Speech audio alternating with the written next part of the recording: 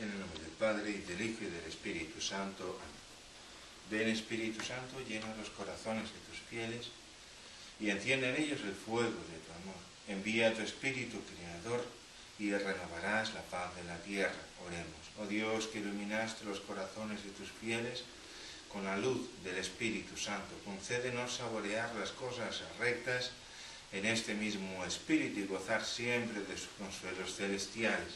Por Jesucristo nuestro Señor. Amén. Dios te salve, María, llena eres de gracia, el Señor es contigo. Bendita tú eres entre todas las mujeres y bendito es el fruto de tu vientre, Jesús. Santa María, Madre de Dios, ruega por nosotros pecadores, ahora y en la hora de nuestra muerte. Amén. Madre de la divina gracia, ruega por nosotros. Mis queridos hijos, la masonería es una antigua organización que se manifestó en Europa a comienzos del siglo XVIII, 1717. Una organización que sabemos que es fundamentalmente ocultista y además luciferina. En los más altos grados de la masonería se da culto al diablo, a Lucifer. Ha habido además otras sociedades ocultistas, por ejemplo los Illuminati, y otras muchas que han surgido precisamente en estos últimos siglos, sobre todo para dar culto a Lucifer, para dar culto al diablo.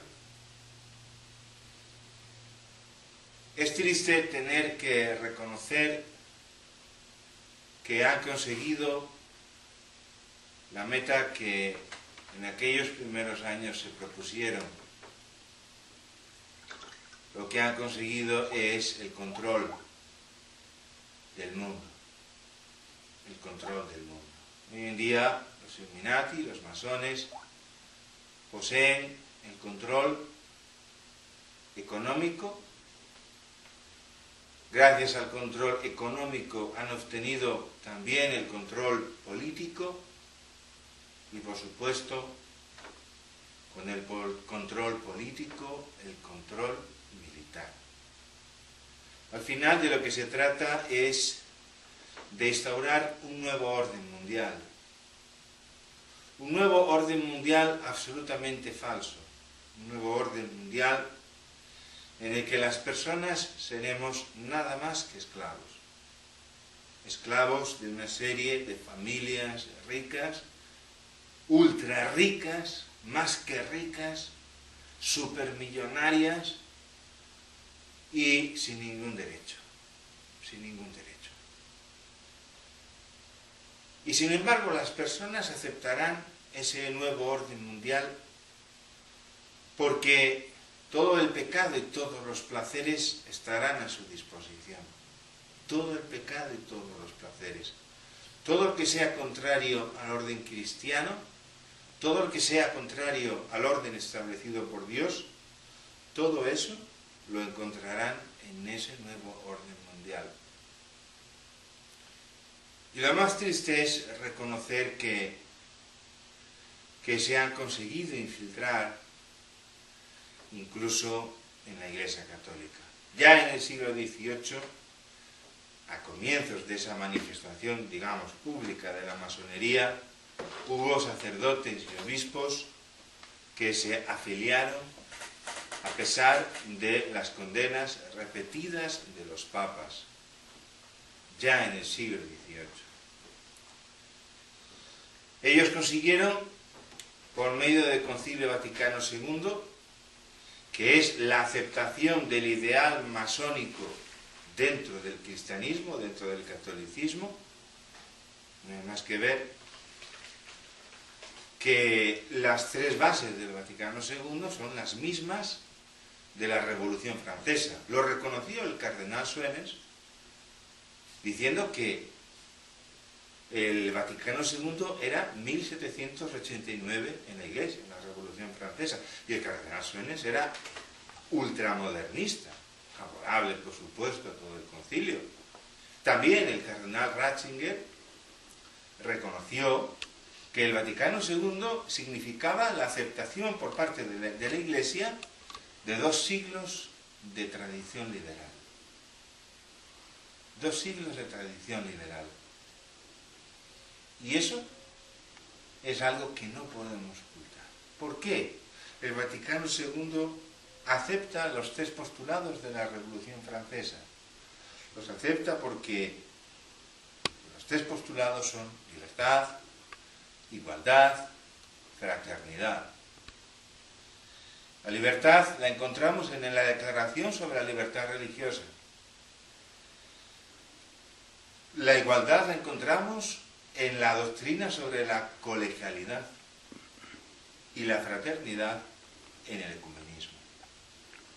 Ahí están las 3 bases. De hecho, Juan Pablo II decía bien claro que el Vaticano II tenía que ser comprendido a la luz de la Declaración sobre la Libertad Religiosa. Qué curioso. El más infamante de los decretos del Vaticano II, el más infamante, el que admite incluso textualmente cosas condenadas por los papas, por Pío IX, por León XIII, por San Pío X, literalmente. Digo que con el Vaticano II consiguieron avanzar enormemente en la destrucción de la Iglesia. Porque para que ese nuevo orden mundial funcione, es preciso la destrucción de la Iglesia Católica como tal. Es preciso corromper el catolicismo. Y os voy a decir una cosa para que veáis que no son ideas solamente de un cura tradicionalista, sino que un cura católico tradicionalista. Yo no hago, gracias a Dios, otras cosas que las que hacían los curas del preconcilio, es decir, no son más que otra cosa que un cura católico. Nos llaman tradicionalistas, bendito sea Dios. La tradición de la Iglesia es una de las 3 partes fundamentales del catolicismo, evidentemente: el magisterio, la tradición y la Sagrada Escritura. Lo que quiero decir que en el número 675 del Catecismo de la Iglesia Católica, que os aconsejo que no leáis, si queréis leed el Catecismo de San Pío V, el del Concilio de Trento, que es un buen catecismo, pero no os aconsejo que leáis el Catecismo de la Iglesia Católica, pero para que veáis que hasta en el catecismo me dan la razón, en ese catecismo me dan la razón. En el número 675 se habla con toda claridad de la última prueba de la Iglesia. Y se dice con toda claridad que la Iglesia tendrá que pasar igual que pasó Cristo por su pasión, por su muerte y por su resurrección. Y que la impostura última será la del anticristo con una falsa religión. La beata Catalina Emmerich dice bien claro que al final de los tiempos habrá un enorme cisma en la Iglesia. La Iglesia se ha cismado por completo de su tradición, se ha cismado de sí misma, se ha cismado de su historia, de su tradición. Y que habría un antipapa. Un antipapa. Posiblemente esto es lo que contiene también el tercer secreto de Fátima, la parte que no se ha revelado todavía. Tercer secreto de Fátima estaba escrito por un lado en unas cuartillas más grandes, y luego había otra pequeña cuartilla en la cual estaba escrito la interpretación que la misma Virgen Santísima daba de la visión que habían tenido los niños. Bien, pues ese antipapa ya está sentado en la sede de Pedro. Es Francisco. Es evidente. Me llama la atención, de verdad, y me indigna entrar en algunas páginas católicas, que se dicen católicas, que son del establishment oficial, la manera con que los mismos que jaleaban a Juan Pablo II y que después no estaban tan contentos con Benedicto XVI, pero también ahora magnificar a Francisco y no se admite ni una sola crítica, ni la más mínima crítica hacia él, ni la más mínima. Es buenísimo su humildad, su pobreza. ¿No os dais cuenta de que es todo mentira? De que Bergoglio es el profeta del anticristo. Un papa, hablando como habla él, ¿no os dais cuenta que estáis blasfemando contra San Pedro y blasfemando contra todos sus sucesores, algunos de los cuales fueron santos? Un papa que dice que no sabe ni filosofía ni teología. Un papa que en su cruz, en su nueva cruz, en su nueva férula, ha puesto, se ve bien claro, la cara de Baphomet, del ídolo masónico. Lo tiene en su cruz. Mirad, por favor, el escudo que tenía como arzobispo de Buenos Aires. Es el único escudo que he visto en mi vida que no tenía la cruz acolada. ¿Qué es la cruz acolada? Recordad cómo es el escudo de armas de un obispo, o de un arzobispo, un cardenal. Tenemos el escudo y detrás del escudo hay una cruz procesional. Detrás del escudo. Entonces, la cruz procesional asoma por encima del escudo, por debajo, la parte de debajo de esa cruz procesional, y por encima del escudo, la cruz. Si es un arzobispo, lleva 2 travesaños. Si es solo un obispo, lleva un travesaño. Bien, el escudo de Francisco, de Bergoglio, no tenía esa cruz. No tenía la cruz. Y luego, fijaos, cómo es el escudo de este señor. Por un lado, tenemos en campo de azur, un sol de 32 rayos, con la leyenda IHS, que es la leyenda de los jesuitas, Jesús, en griego, y debajo de él una estrella de 5 puntas y un racimo de uvas. Un racimo de uvas. Ahora quieren decir, lo han cambiado, y el racimo de uvas ya no es un racimo de uvas, es una vara de nardo, y pretende simbolizar a San José. Bueno, que no nos tomen el pelo. Yo tengo la copia del escudo original de cuando él era arzobispo de Buenos Aires, y se ve con toda claridad que no es una vara de nardo, sino un racimo de uvas. ¿Qué sentido tiene todo esto? Yo os lo voy a explicar. El color azul es el color que distingue a los 3 primeros grados de la masonería.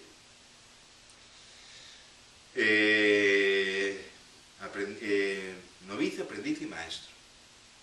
Que se llama la masonería azul. La mayor parte de los masones están en el 3er grado. No les dejan pasar más arriba porque la masonería es una sociedad secreta dentro de otra sociedad secreta. La sociedad secreta interior es la de los grados superiores, en la que se da culto a Satanás. Pero esto no lo saben la mayor parte de los hermanos masones, maestros, 3er grado, que nunca pasarán de ahí, de ese grado, porque no les vale para no explicarles más realidades sobre la masonería. Bien, pues la masonería azul está significada en el escudo de Bergoglio con el azul del fondo del escudo, en campo de azul. No tendría sentido, como pretenden decir ahora, que el color azul represente a la Virgen Santísima y la estrella también. Normalmente, en un mismo escudo, no hay 2 muebles, en heráldica, no se ponen 2 muebles que representen la misma cosa. Si pone usted el color azul, no pone normalmente otra cosa que también lo represente. ¿Por qué el sol incaico? El sol incaico, que es el que tiene Bergoglio y que está tomado de la bandera argentina, fue introducido por un masón en la bandera de Argentina. Tiene 32 rayos. Falta aún, evidentemente, el de Bergoglio, claro, el grado 33, pero están representados los 32 grados de la masonería menos el 33. Tenemos el pentalfa.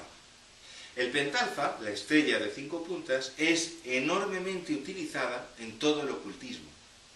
Representa al ser humano. Si os fijáis, un ser humano con los brazos extendidos y las piernas abiertas tiene 1, 2, 3, 4 y 5 puntas. Es la representación del hombre sin Dios. La representación del hombre en contra de Dios. Eso es el pentalfa. Por eso el pentalfa es satánico. Porque el pentalfa representa, es decir, el hombre sin Dios es satánico. Y luego tenemos, por otro lado, el racimo de uvas. El racimo de uvas está representando al pueblo de Israel. Es lo que han querido ocultar ahora. Pero, si os fijáis, mirad por favor en internet, ¿cuál es el símbolo del Estado de Israel? El símbolo del Estado de Israel es un racimo de uvas. Recordad que cuando los exploradores, llegando con Moisés, el pueblo de Dios, a la entrada de la tierra prometida, mandaron exploradores y volvieron con un racimo de uvas. Por eso el racimo de uvas es símbolo del pueblo de Israel. Tenemos pues que el escudo de Bergoglio es absolutamente judaico y masónico. Judaico y masónico. Dígalo quien lo diga. Tiene el color, le falta la cruz. No tiene la cruz acolada que tienen todos los escudos episcopales y arzobispales y cardenalicios. Tiene el color azul, de la masonería azul. Tiene el sol incaico. Tiene el pentalfa, que es uno de los símbolos más grandes del ocultismo. Y tiene el racimo de uvas, símbolo del pueblo de Israel. Francisco no es verdadero papa. Francisco es un antipapa. Nadie que sea masón puede ejercer el ministerio de San Pedro. Nadie. Además, según el Código de 1917, todos aquellos que daban su nombre a una secta secreta, como la masonería, quedaban automáticamente excomulgados. Un excomulgado no puede ser cabeza de la Iglesia. Y este es el problema que tenemos hoy en día. Tenemos a un masón sentado en la sede de Pedro, porque es un masón. Y además, satánico. Resulta muy curioso que hay un escritor que afirma que en la noche del 28 al 29 de junio de 1963 se celebró en el Vaticano, de manera oculta, una ceremonia de entronización del ángel caído en el Vaticano. No sé si es histórico o no. Lo que sí es cierto es que ese autor afirma que esa ceremonia de entronización se realizó en la Capilla Paulina. Y también es verdad que lo primero que hizo Francisco en cuanto fue elegido fue ir a rezar a la Capilla Paulina, cosa que nunca se había hecho. A rezar a la Capilla Paulina. ¿Por qué? ¿Por qué a la Capilla Paulina y no a otra? Porque allí fue donde se hizo el entronamiento del ángel caído y Bergoglio es el que viene a traer al anticristo, al hijo del diablo. La situación actual es enormemente grave. No voy a entrar en la discusión verdaderamente bizantina de si los papas anteriores fueron o no fueron papas. Eso lo decidirá la Iglesia el día de mañana, cuando todo lo que está para suceder haya pasado, cuando haya triunfado Cristo Señor, cuando haya triunfado verdaderamente del anticristo y de sus enemigos. En ese momento se podrá decidir si estos fueron o no fueron papas, desde Pablo VI en adelante, o quizás Juan XXIII, aunque a mí me cuesta trabajo creer que Juan XXIII no fuera papa. Pero está clarísimo que, sin entrar en esa discusión, este hombre que hoy se sienta en la sede de Pedro es un inepto, porque es un inepto, no sabe ni hablar, no sabe proponer ni una sola verdad cristiana,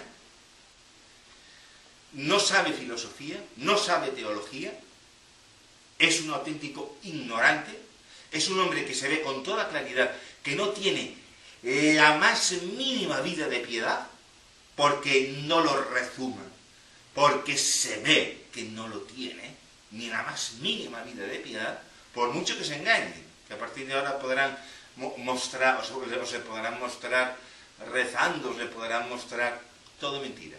Es todo todo está organizado, todo preparado, todo falsificado. Daos cuenta del detalle. Cada vez que Francisco Bergoglio, cada vez que hace un gesto de humildad, hay un fotógrafo para sacar la foto y sacarlo en la prensa. Eso no es humildad. Eso es la mayor falsedad que pueda existir. Es el mayor soberbio que hoy en día pisa la tierra, Bergoglio. El mayor soberbio que pisa la tierra. Porque quiere encubrir su soberbia bajo capa de humildad. Pero engañará a millones. Pero aquel que tenga un mínimo de conocimiento de lo que es verdaderamente la humildad, como la de Virgen Santísima, nuestra Madre, que siendo la más grande, la más alta, la más perfecta y la más hermosa de las criaturas, la más santa, la vemos en el Evangelio con toda la humildad y con toda la sencillez, aparece en los momentos que tiene que aparecer y no aparece más. En el momento en que Cristo Señor comienza su ministerio, ella no vuelve a aparecer prácticamente más que al pie de la cruz. Sin embargo, este Bergoglio continuamente, fotos, su humildad para que se vea, es todo una propaganda. Están creando un personaje. Está clarísimo, creando un personaje. Y ese personaje que están creando es el profeta del anticristo. Porque en el momento en que aparezca el anticristo, será aceptado como Mesías por el pueblo judío. Ese anticristo será el que en ese nuevo orden mundial tendrá el poder, que es el hijo del diablo, porque ese nuevo orden mundial han estado luchando, pues no para que fulano o no sé quién sea el jefe, sino para que el mismo diablo gobierne el mundo. Y por tanto, para que el mismo diablo gobierne el mundo, el que tiene que gobernar el mundo es el anticristo. Y para eso es necesario que le acepten todos. Han conseguido ganarnos la partida, esta partida. Nos la han ganado. No tenemos prácticamente ya nada que hacer. Han copado todos los puestos de mando en el mundo. Han conseguido incluso el pontificado, el sumo pontificado, cosa que era impensable. Tienen el poder económico, el poder político, el poder militar, el poder religioso. No nos queda más que una cosa, hijos, el martirio. No nos queda más. Porque ahora ya no es hora para alzarse en contra de nada. Millones de personas están siguiendo al falso Papa. Millones de personas, cuando me da vergüenza entrar en esas páginas que se dicen católicas, ni una crítica, es más, fijaos qué cosa. Yo tenía al cardenal Burke por un hombre conservador, no era de los que peor me caían, un hombre conservador, había celebrado incluso la misa tradicional. Pues, ¿sabed?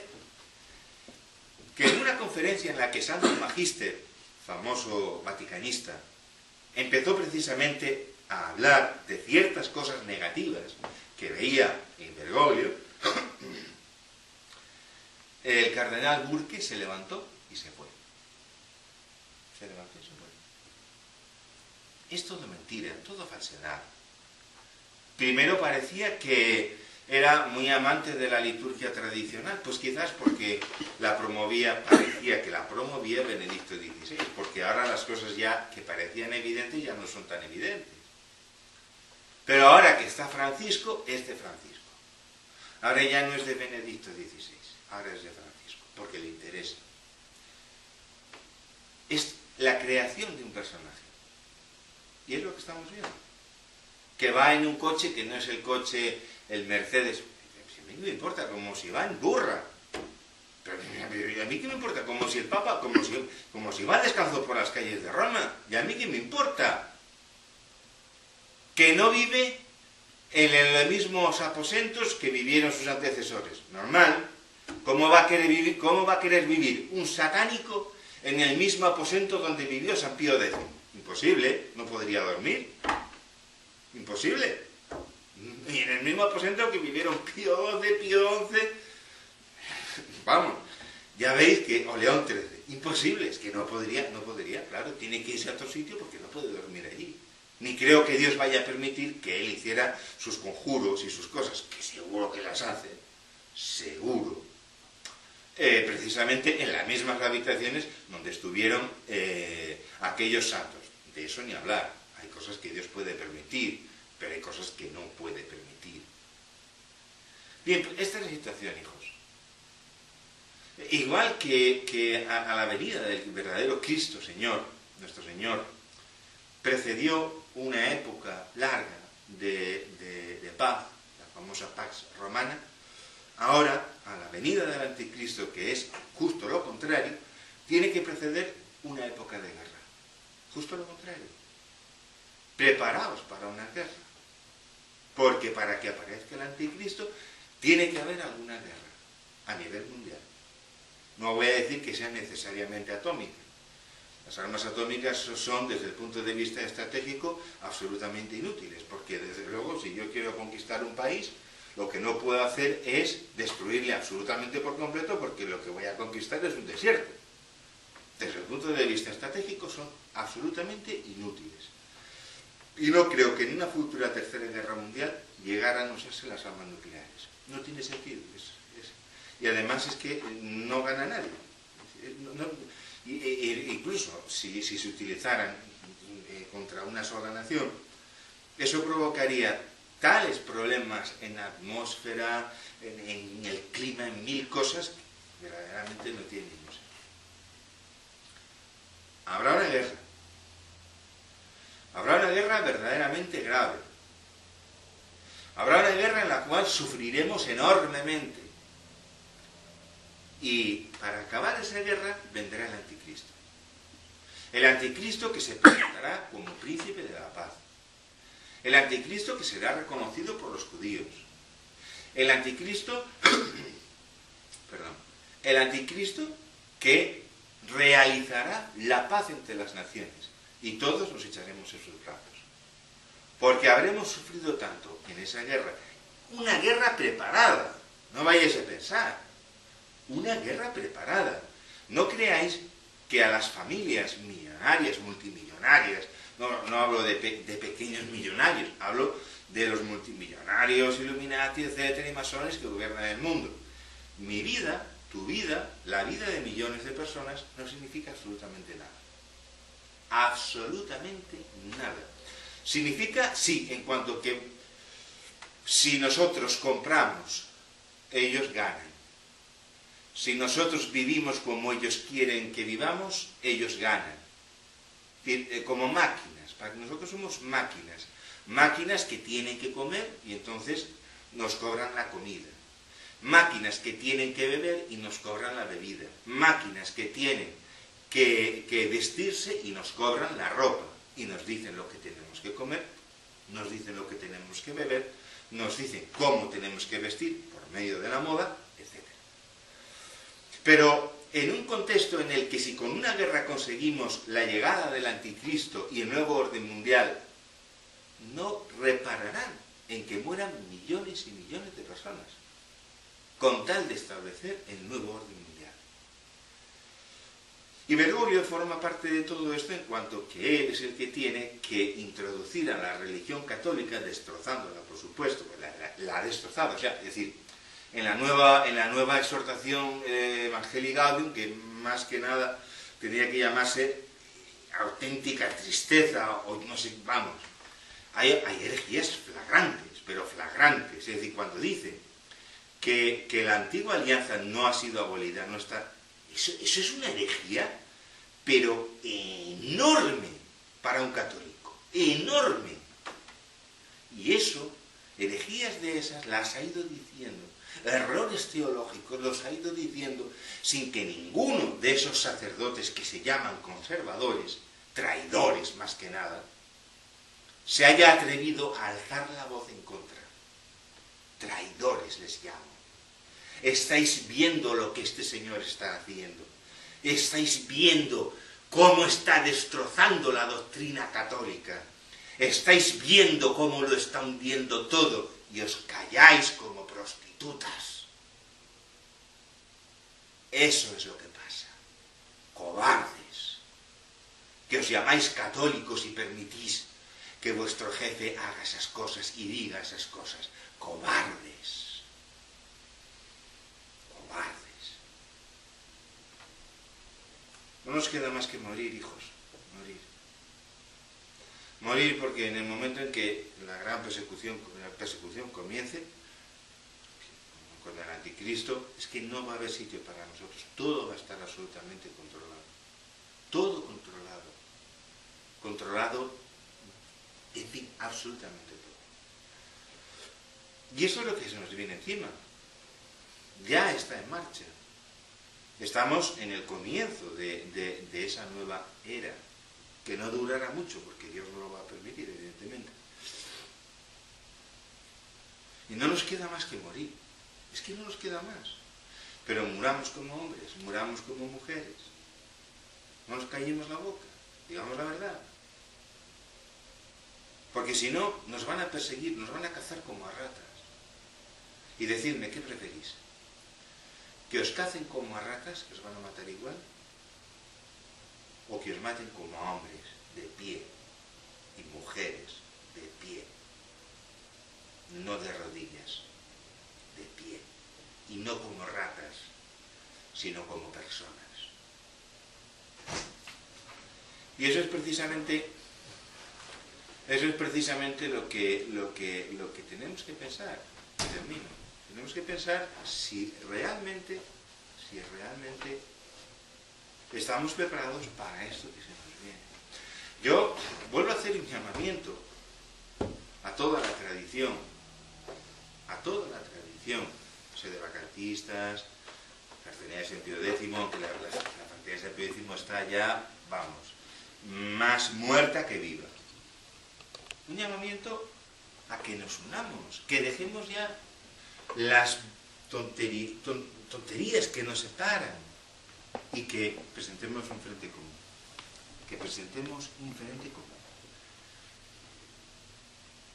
Y os voy a proponer una idea para finalizar. Una idea que, bueno, me viene rondando estos días en la cabeza, pensando. Pues a mí este tema de la unidad en la tradición verdaderamente me preocupa enormemente. Y yo no entiendo cómo podemos a veces vivir tan faltos de caridad hacia los hermanos. ¿Cómo podemos vivir, en lugar de preocupándonos de la salvación de las almas y de la gloria de Dios, o primero de la gloria de Dios y la salvación de las almas, a ver si el obispo no sé quién dijo no sé qué y ahora yo le voy a decir no sé qué? ¿Pero qué es esto? Si aquel sacerdote dijo no sé cuánto, pero bueno, usted no tiene otra cosa que hacer que andar metiéndole el dedo en el ojo al obispo no sé cuánto. Déjele tranquilo, haga usted su vida, dé usted gloria a Dios y busque la manera de salvar las almas. Y déjese de perseguir al obispo este, o al obispo de más allá, o al cura de no sé dónde. Siempre y cuando sean tradicionales, claro. El enemigo es, hoy por hoy, Bergoglio. El enemigo son los obispos unidos a Bergoglio. El enemigo es los que quieren unirse a Bergoglio. Esos son el enemigo. Pero no los que estamos en la tradición. Aunque entre nosotros haya posturas discutibles. Y esta es la idea que os voy a dar. Y en la que quisiera trabajar. Y quisiera que hubiera personas que se interesaran y que me ayudaran, porque yo solo no lo puedo hacer. La idea es la siguiente.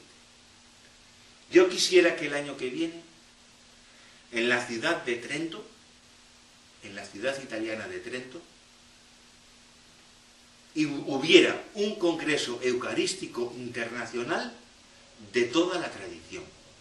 de todos los tradicionales, al cual estuvieran invitados todos los sacerdotes y obispos que están en la tradición, y todos los fieles católicos tradicionales.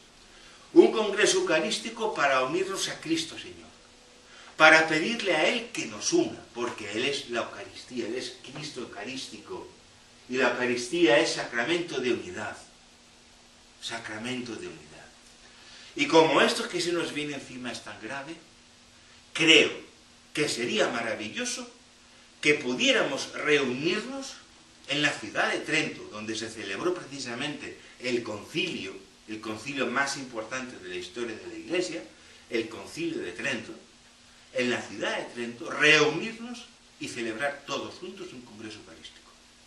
Un congreso eucarístico como los que se celebraban antes del concilio Vaticano II. Un congreso eucarístico al que asistan todos los obispos y sacerdotes que lo deseen, válidamente ordenados y que estén en la tradición. Dejo esa idea. Quisiera trabajar por ello y quisiera que se materializara, que se hiciera ver el año que viene, 2014. Dejo esa idea para que se difunda.